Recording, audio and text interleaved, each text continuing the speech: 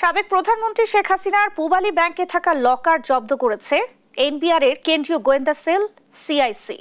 Bangladesh bank বলছে, কারো অনুপস্থিতিতে লকার ভাঙার কোনো বিধান নেই, তাই লকার ভাঙতে আদালতের আদেশ এবং ম্যাজিস্ট্রেটের উপস্থিতি জরুরি। দুদক মহাপরিচালক জানান, শেখ হাসিনার লকার সংশ্লিষ্ট ব্যাংকের জিম্মায় থাকবে, আর এ নিয়ে প্রচলিত আইনি ব্যবস্থা নেওয়ার কথা জানান এনবিআর চেয়ারম্যান। সাদিয়া লাবনীর প্রতিবেদন। রাজধানী সেনা কল্যাণ ভবনে অবস্থিত পূবালী ব্যাংকের মতিঝিল কর্পোরেট শাখার ১২৮ নম্বর লকারটি সাবেক প্রধানমন্ত্রী শেখ হাসিনার। গোপন সংবাদের ভিত্তিতে বুধবার সকালে লকারটি জব্দ করে এনবিআর এর গোয়েন্দা সেল সিআইসি।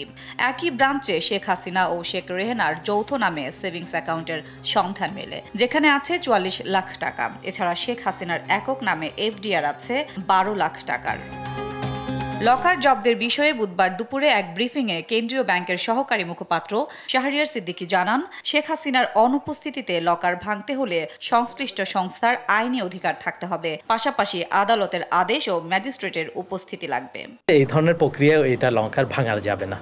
এটা যদি করতে হয় তাহলে ব্যাংক কোম্পানি আইনে সম্ভব না। যেই সংস্থাগুলো ওটা করতে চাচ্ছে, যেমন দুদক করতে চাইলে দুদকের আইনে করতে হবে, অথবা সিআইডি যদি করতে চায় তাহলে ওনাদের আইনে এটাকে করতে হবে। এদিকে শেখ হাসিনার লকার সংশ্লিষ্ট ব্যাংকের জিম্মায় থাকবে জানিয়ে দুদক মহাপরিচালক বলেন, যে কোনো সংস্থা চাইলে আইন অনুযায়ী লকারের বিষয়ে তদন্ত করতে পারবে, এক্ষেত্রে সহায়তা করবে দুদক। একই বিষয়ে যেহেতু দুর্নীতি দমন কমিশন এইসব রেকর্ডপত্র জব্দ করেছে, সুতরাং অন্য সংস্থা এখানে ফটোকপি নিয়ে তারা কাজ করতে পারবেন, তথ্য নিয়ে তারা কাজ করতে কোনো অসুবিধা নেই। তারা তাদের কাজ করবেন, আমরা আমাদের কাজ করব।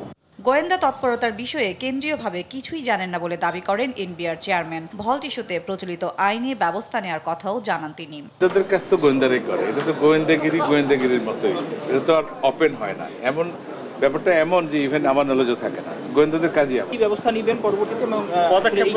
এটা আয়কর আইন অনুযায়ী, আমাদের যে প্রচলিত আইন আছে আইন অনুযায়ী। জব্দ করা ১২৮ নম্বর লকারটির ২টি চাবির মধ্যে একটি শেখ হাসিনার কাছে আছে বলে জানিয়েছে সিআইসি।